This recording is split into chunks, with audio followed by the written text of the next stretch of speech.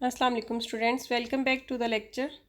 जैसे कि हम इन्फिनाइट सीरीज़ और सीक्वेंस के बारे में डिस्कस कर रहे हैं, तो आज को हमने जो टॉपिक डिस्कस करना है वो representation of a function as a power series. Power series का इंट्रोडक्शन जो है वो पहले हम डिस्कस कर चुके हैं और ये भी डिस्कस कर चुके हैं कि हम पावर सीरीज़ की कन्वर्जेंस और डाइवर्जेंस जो है वो कैसे चेक कर सकते हैं। अब जो हम जिस तरफ मूव करना जा रहे हैं वो हमने पावर सीरीज़ को एज अ फंक्शन जो है वो एक्सप्रेस करना है कि हम किस तरह जो है एज अ फंक्शन किसी भी पावर सीरीज़ को जो है वो एक्सप्रेस कर सकते हैं। In this section we learn how to represent certain function as a sum of power series. Different sum of power series में हम किसी भी फंक्शन को जो है वो कैसे रिप्रेजेंट कर सकते हैं, ये हम देखने जा रहे हैं। We can represent certain type of function as sum of power series by either manipulating geometric series, या तो हम geometric series डिफरेंट बनाएंगे, उनको मैनिपुलेट करके एज अ फंक्शंस एक्सप्रेस करेंगे, या हम डिफ्रेंशिएटिंग और इंटीग्रेटिंग सच अ सीरीज़। आज जो है हम ज्योमेट्रिक सीरीज़ की मदद से पावर सीरीज़ को जो है वो एक्सप्रेस करने जा रहे हैं सम की फॉर्म में। उसके बाद जो है हम डिफ्रेंशिएशन और इनकी इंटीग्रेशन जो है वो भी डिस्कस करेंगे नेक्स्ट लेक्चर में। First of all, function as a power series. Why we would ever want to express a known function as a sum of infinite many terms? ये क्वेश्चन जो है वो नेचुरली हमारे माइंड में आता है कि हम इसको जो है as a sum of power series express करना क्यों चाह रहे हैं। तो सबसे पहले तो इसका आंसर देख लेते हैं। We will see that this strategy is useful for integrating function without elementary anti derivatives. जैसे हमने एंटी डेरिवेटिव्स के या इंटीग्रेशन के डिफरेंट रूल्स पहले डिस्कस किए हैं, इसमें ये होगा कि हम वो फॉर्मल जो इंटीग्रेशन है वो किए बगैर जो है हम किसी फंक्शन की जो है इंटीग्रेट की वैल्यू जो है या उसका एंटी डेरिवेटिव फाइंड कर सकेंगे। या फिर ये जो यूज़ होता है हमारे पास सॉल्विंग डिफरेंशियल इक्वेशंस को यूज़ करने सॉल्व करने के लिए भी यूज़ होता है। उसके अलावा अगर हमें फंक्शंस को अप्रोक्सीमेट करना हो तो इसलिए भी हम जो है ये पावर सीरीज़ जो है ये यूज़ करते हैं। अब वाई वुड अब आगे हम लोग देख लेते हैं कि scientist do this to simplify the expression they deal with. Computer scientist जो है वो do the representation of function on the calculator and computers. जो कंप्यूटर साइंस वाले होते हैं वो representation of the function on calculators and computers जो है उसके लिए भी ये पावर सीरीज वाला कॉन्सेप्ट जो है वो यूज़ करते हैं। अब हम सबसे पहले इनफाइनाइट ज्योमेट्रिक सीरीज़, जो कि हम पहले भी इसका सम वगैरह डिस्कस कर चुके हैं, इसको एक दफ़ा हम दोबारा देख लेते हैं कि इनफाइनाइट ज्योमेट्रिक सीरीज़ में हमारे पास क्या होता है। इट फॉलोज डैट एन अगर हमने सम लिया है किसी इनफाइनाइट ज्योमेट्रिक सीरीज़ का, तो इसका सम जो है वो कैसे एक्सप्रेस किया जाता है। एन जो है वो हमारे पास अप्रोच करता है a/1 - r। यहाँ पर a जो है वो ज्योमेट्रिक सीरीज़ की फर्स्ट टर्म होती है और r जो है ये कॉमन रेशो होती है। और ये जो सम है हम कब फाइंड करते हैं, जब हमारे पास इनफाइनाइट मैनी टर्म्स हो, mean n approaches to infinity हो, तो फिर हम जो है वो ज्योमेट्रिक सीरीज़ का सम इस फार्मूले की मदद से a/1 - r की मदद से फाइंड आउट कर सकते हैं। और यहाँ हमने r को क्या कहा कि r हमारे पास जो है वो कॉमन रेशो है और a जो है ये फर्स्ट टर्म है हमारे पास किसी भी ज्योमेट्रिक सीरीज़ की। Thus the sum of infinite geometric series जो है वो हमारे पास यह आ जाता है a/1 - r। ज्योमेट्रिक सीरीज़ के बारे में जैसे हमने देखा है कि ज्योमेट्रिक सीरीज़ हमारे पास होती क्या है और इसकी कन्वर्जेंस और डिवर्जेंस जैसे हमने पहले डिस्कस की कि हमारे पास ज्योमेट्रिक सीरीज़ कन्वर्ज कब करती है, अगर हमारे पास ये जो कॉमन रेशो है लेस देन 1 हो, तो फिर वो ऐसी ज्योमेट्रिक सीरीज़ जो है वो हमारे पास कन्वर्जेंट ज्योमेट्रिक सीरीज़ होती है। ज्योमेट्रिक सीरीज़ का कॉन्सेप्ट जो है वो थोड़ा सा रिवाइज कर लेते हैं कि हमारे पास ज्योमेट्रिक सीरीज़ के कॉन्सेप्ट में हमारे पास क्या है। इसमें क्या कहा था कि अगर हमारे पास यहाँ पर फर्स्ट टर्म अगर हम देखें तो वो क्या आ रही है a, और सेकंड टर्म है हमारे पास AR प्लस थर्ड टर्म हमारे पास आ रही है AR स्क्वायर। इस तरह अप टू सोन ये हमारे पास AR क्यूब और ऐसे ही चलती जाती है इसकी टर्म्स। इनकी टर्म्स में क्या होता है कि हर दो कंसेक्टिव टर्म के दरमियान जो अगर हम रेशो फाइंड करें तो वो रेशो सेम होती है। अगर हम AR को डिवाइड कर दें A पे तो हमारे पास रेशो आ जाएगी R। इसी तरह अगर हम AR स्क्वायर को AR पे डिवाइड करते हैं तो अगेन हमारे पास जो रेशो बचती है उसकी वैल्यू है R। तो हर दो कंसेक्टिव टर्म्स के दरमियान जो है वो रेशो सेम होती है, इसीलिए हम इस R को जो है वो इसकी कॉमन रेशो कहते हैं। अब ये अगर कन्वर्जेंट है, जैसे सीरीज़ की कन्वर्जेंस और डिवर्जेंस के बारे में हमने क्या कहा था कि अगर कोई सीरीज़ कन्वर्जेंट है तो उसमें हमारे पास उसका सम जो है वो एग्जिस्ट करेगा। अब अगर ये सीरीज़ R जो है इसकी वैल्यू हमने लेस देन 1 ली है तो इट मीन्स कि ये ज्योमेट्रिक सीरीज़ जो है ये क्या होगी, कन्वर्जेंट होगी। और अगर ये सीरीज़ कन्वर्जेंट है तो इसका सम एग्जिस्ट करेगा। और इनफाइनाइट ज्योमेट्रिक सीरीज़ के सम के लिए हमने जो फार्मूला देखा है वो है a/1 - r। अब जो दूसरा केस हमारे पास बनता है कि अगर r की वैल्यू जो है वो आ जाती है हमारे पास ग्रेटर और इक्वल टू 1, तो इस तरह के केस में जो ज्योमेट्रिक सीरीज़ है वो क्या डाइवर्जेंट होगी। और अगर कोई ज्योमेट्रिक सीरीज डाइवर्जेंट है तो इट मीन्स उसका सम एग्जिस्ट ही नहीं करता। अब जो ये हमारे पास ज्योमेट्रिक सीरीज गिवन है हमारे पास दो, इनको हमने डिटरमाइन करना है कि ये ज्योमेट्रिक सीरीज जो है ये कन्वर्जेंट है या डाइवर्जेंट है। और अगर ये कन्वर्जेंट है तो फिर हमने इनका सम भी फाइंड आउट करना है। तो इसमें से जो फर्स्ट वाला पार्ट है वो मैं अभी आप लोगों को सोल्व करके दिखा देती हूँ, और सेकंड वाला पार्ट आप लोगों ने खुद सोल्व करके इसकी कन्वर्जेंस और डिवर्जेंस चेक करनी है, उसके बाद इसका सम भी फाइंड करना है। सिमिलरली जिस पैटर्न पे हम पार्ट 1 सोल्व करेंगे उसी पैटर्न पे पार्ट 2 भी जो है वो इसका सोल्व हो जाएगा। अगर हम एक जैसे पार्ट 1 में हमें एक इनफाइनाइट ज्योमेट्रिक सीरीज गिवन है जिसकी हमारे पास फर्स्ट वाली टर्म 2 है, और इसमें अगर हम कॉमन रेशो फाइंड आउट करना चाहें तो इसमें हमारे पास कॉमन रेशो आ जाएगी 1/5। तो ये हमारे पास कॉमन रेशो आ रही है और 2 जो है इसकी फर्स्ट वाली टर्म है। अब कॉमन रेशो हमारे पास 1/5 है और 1/5 की वैल्यू जो है वो लेस देन 1 है, तो इट मीन्स कि ये जो हमारे पास गिवन ज्योमेट्रिक सीरीज़ है ये कन्वर्जेंट है। अगर तो ज्योमेट्रिक सीरीज़ कन्वर्जेंट है तो फिर हम क्या कहते हैं कि इस ज्योमेट्रिक सीरीज़ का, इस इनफाइनाइट ज्योमेट्रिक सीरीज़ का सम एग्जिस्ट करता है। और इसको सम को फाइंड करने के लिए हमारे पास ये फार्मूला है S = a/1 - r। यहाँ पर a जो है वो ज्योमेट्रिक सीरीज़ की फर्स्ट टर्म होती है और r कॉमन रेशो है। अब हम इस ज्योमेट्रिक सीरीज़ से देख लेते हैं कि इसकी फर्स्ट वाली जो हमारे पास टर्म है वो आ रही है 2, और इसकी जो कॉमन रेशो थी वो हमारे पास आ रही है 1/5। तो ये 2 और 1/5 जो है हम फार्मूले में पुट करके इसकी थोड़ी सी सिंप्लीफिकेशन की है, तो फाइनली जो हमें सम की वैल्यू मिल गई है वो आ गई है 5/2।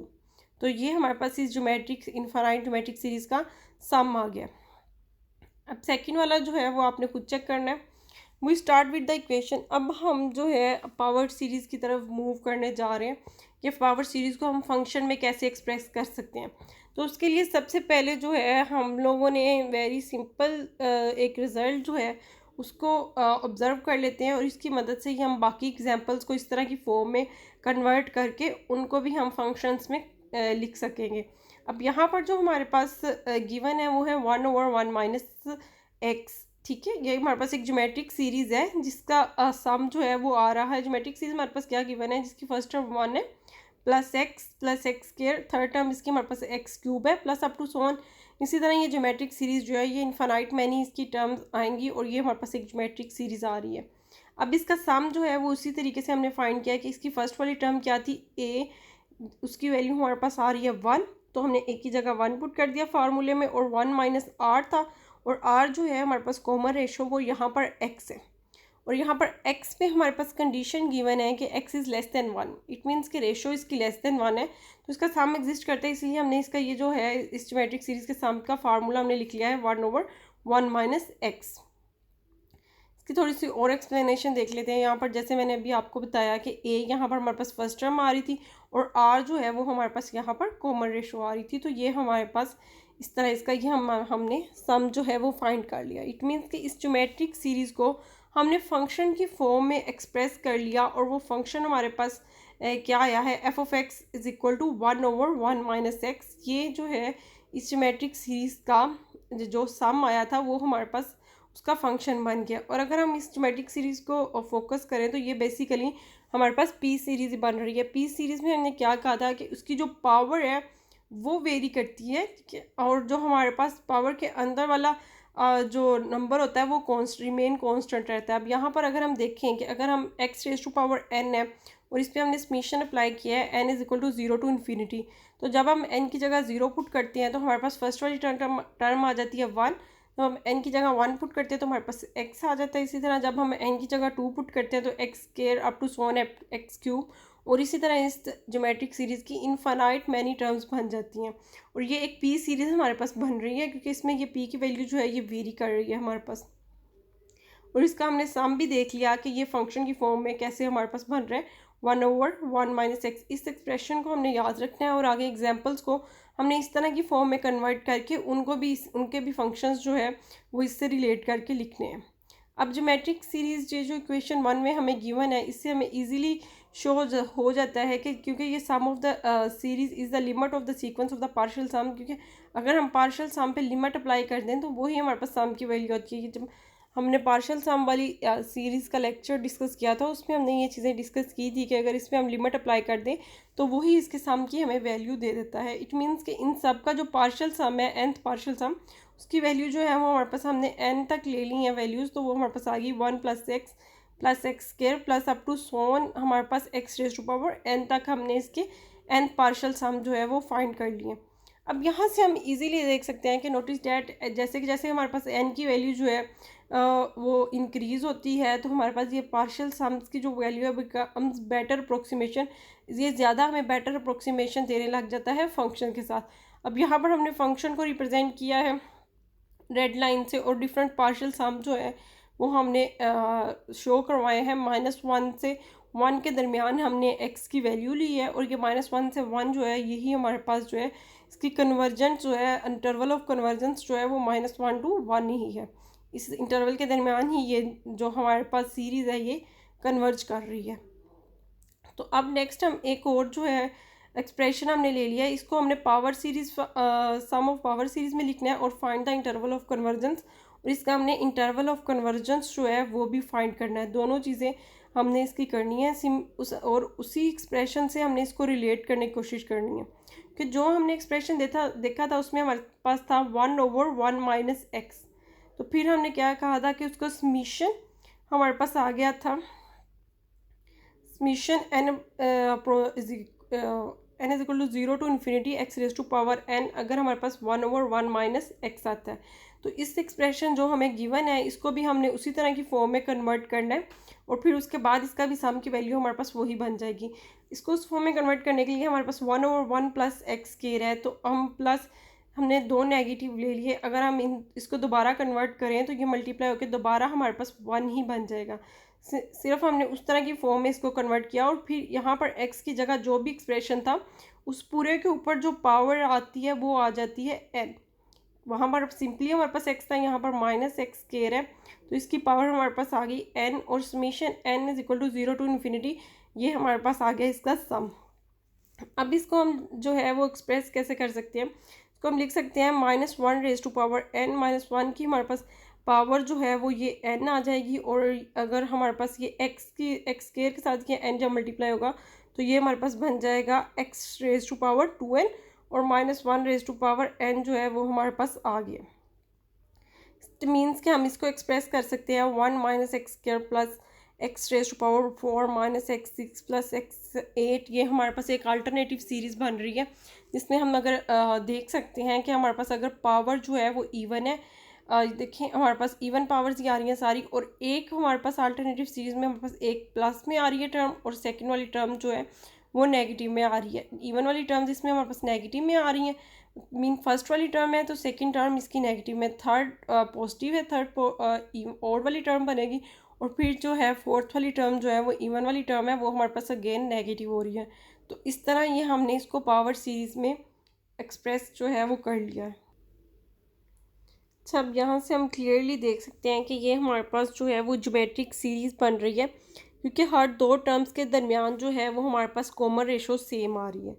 तो अब हम इसको जो है since this geometric series it converges, अब ये कन्वर्जेंट कब होगी, अब हम लोगों ने इसके क्वेश्चन में हमें पूछा गया था कि इंटरवल ऑफ कन्वर्जेंस जो है वो हमने फाइंड करना है। ज़रूरी नहीं है कि फॉर ऑल वैल्यूज़ के लिए कन्वर्जेंट हो, हमने इसकी वो वाली वैल्यूज़ फाइंड करनी है जिसके लिए वो इंटरवल फाइंड करना है जिसमें ये कन्वर्जेंट हो ये ज्योमेट्रिक सीरीज़।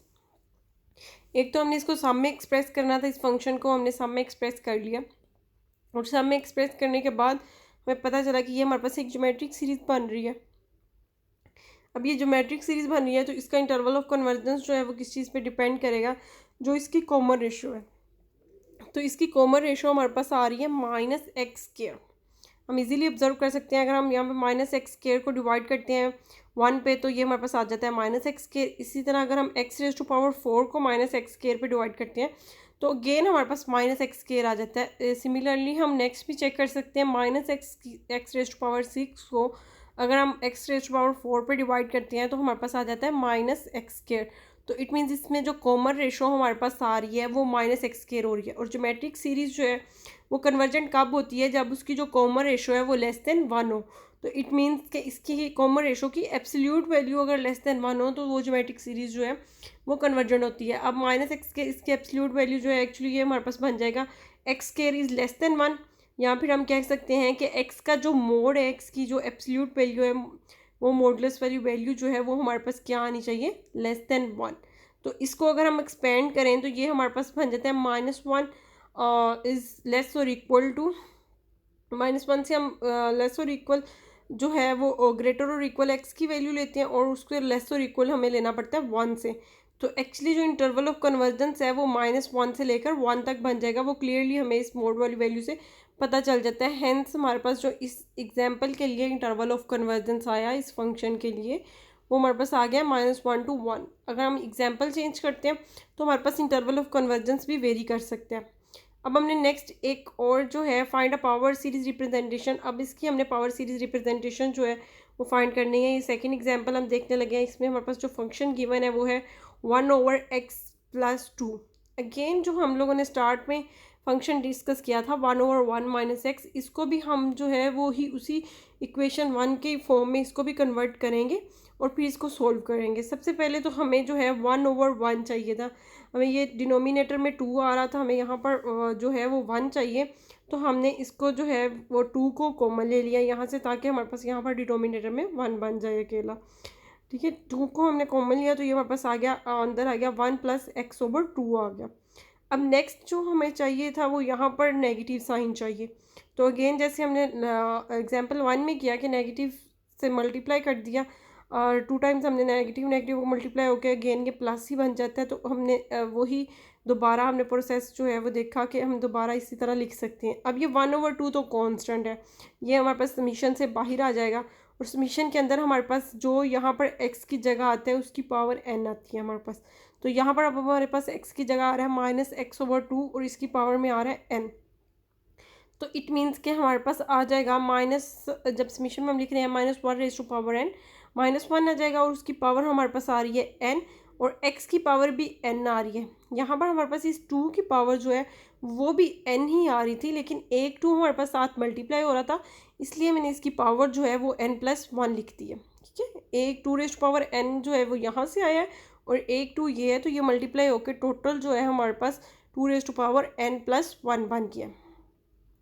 अब इसकी हम लोगों ने जो है वो फाइंड आउट करनी है। हमारे पास ज्योमेट्रिक सीरीज बन गई है, इसके हमने जो है वो अगेन जो इंटरवल ऑफ कन्वर्जेंस जो है वो फाइंड करना है। सामने तो हमने x को एक्सप्रेस कर लिया, उसके लिए अब ये जो x वाला हमारे पास वैल्यू आ रही थी उसकी कॉमन रेशो है वो यही बन रही है। तो इसको हमारे पास लेस देन होना चाहिए किससे, 1 से। अब इसको अगर लेस देन हम 1 से करते हैं -x/2 को, तो इसकी एब्सोल्यूट वैल्यू जो हम लेस देन 1 करते हैं तो वो एक्चुअली हमारे पास ये 2 उधर जाके मल्टीप्लाई हो जाएगा। तो ये हमारे पास आ जाएगा x मॉडुलस की वैल्यू जो है वो आनी चाहिए लेस देन 2। तो ये इंटरवल अगर हम इसको ओपन करें तो इस फॉर्म में लिखें तो ये हमारे पास बन जाता है इंटरवल ऑफ कन्वर्जेंस इसका -2 से 2 तक। ये हमारे पास इंटरवल ऑफ कन्वर्जेंस इसके लिए, इस फंक्शन के लिए हमारे पास बन जाता है। ठीक है, अब नेक्स्ट जो है वो थोड़ी सी और कॉम्प्लिकेटिव एक और एग्जांपल जो है वो डिस्कस कर लेते हैं, जिसमें हमारे पास जो आ रहा है find a power series representation of x³ over x+2। ये हमारे पास फंक्शन है। अगर हम इस फंक्शन पे फोकस करें तो जो भी हमने एग्जांपल 2 में फंक्शन डिस्कस किया है उसमें और इसमें सिर्फ ये डिफरेंस है कि वहाँ पर हमारे पास फंक्शन था 1/x+2 और इसमें हमारे पास क्या आ रहा है x³ ओवर x+2। तो x³ का सिर्फ हमारे पास डिफरेंस आ रहा है। सिंपली अगर हम x³ को उससे मल्टीप्लाई कर दें तो हमारे पास अगेन वही फंक्शन बन जाएगा। तो मैं सारी उसकी वो जो है डिटेल्स, उसी तरह आपको अगर ये सेपरेट क्वेश्चन आता है तो आपको दोबारा ये सारी डिटेल्स जो हैं वो डिटेल से सोल्व करना पड़ेगा, उसके बाद आप यहाँ तक पहुँचेंगे। लेकिन क्योंकि मैंने अभी बताया है तो इसलिए मैं इसको डिटेल से नहीं बता रही, मैंने डायरेक्ट इसका जो है वो सम एक्सप्रेस कर दिया कि 1/x+2 का अभी जो हमारे पास सम आया था वो ये हमारे पास वैल्यू आई थी इसकी समीशन की। ठीक है, अब मैंने x³ को सिंपली से मल्टीप्लाई करना है। अब x³ इसके अंदर कैसे हमारे पास ऑब्जॉर्व होगा, इस x की पावर n थी और यहाँ पर हमारे पास x³ आ गया, तो ये दोनों मल्टीप्लाई होके हमारे पास बन जाएगा x⁻n+3। अब इसको हम एक्सपेंड कर लेते हैं। n की वेरिएशन हमारे पास 0 से लेकर इन्फिनिटी तक है। सबसे पहले n की जगह 0 पुट करते हैं तो हमारे पास क्या आएगा, -1⁻0, तो वो तो हमारे पास 1 हो जाएगा। और यहाँ पर x की पावर जो है वो 0 + 3, तो ये हमारे पास x³ आ गया। और 2⁻0 + 1, तो ये 1/2 हमारे पास आ गया। अब सेकंड वाली टर्म इसकी देख लेते हैं। x की जगह हमने 1 पुट करना है, तो -1⁻1 वो हमारे पास -1 आ जाएगा। x⁻1 + 3, तो वो x4 हो जाएगा। और 2⁻1 + 1 वो 2 स्क्वायर हो जाएगा, वो हमारे पास हो जाएगा 1/4।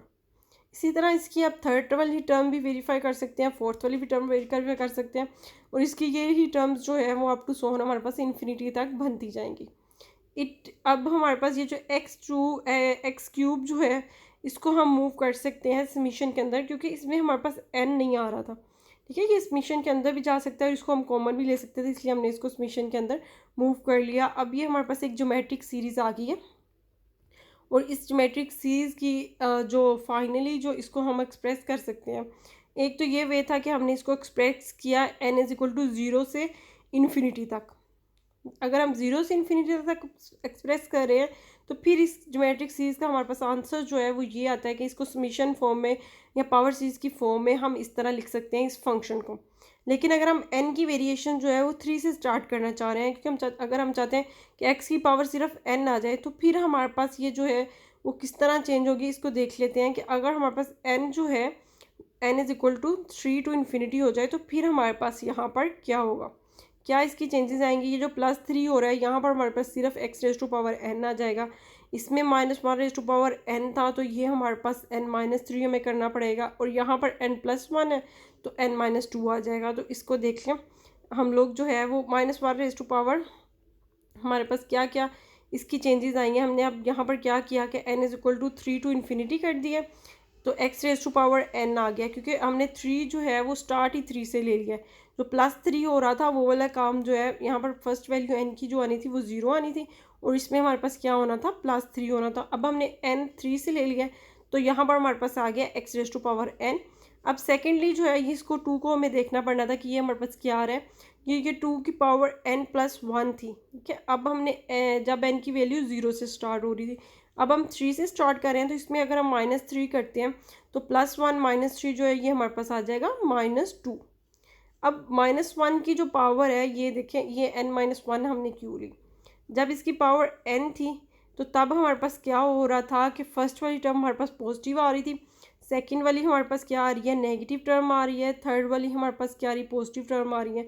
तो हमें सिमिलरली इसी फॉर्म में असल में लेके जाना था कि हमारे पास जो ओड वाली जो हैं इसमें नंबर ऑफ टर्म्स ओड वाली पॉजिटिव आ रही हैं और इवन वाली नंबर ऑफ टर्म्स सेकंड आ रही हैं। ये देखिए फर्स्ट वाली टर्म जो है वो ओड है, इसी तरह हमारे पास थर्ड वाली टर्म ओड है, तो ये दोनों हमारे पास पॉजिटिव है।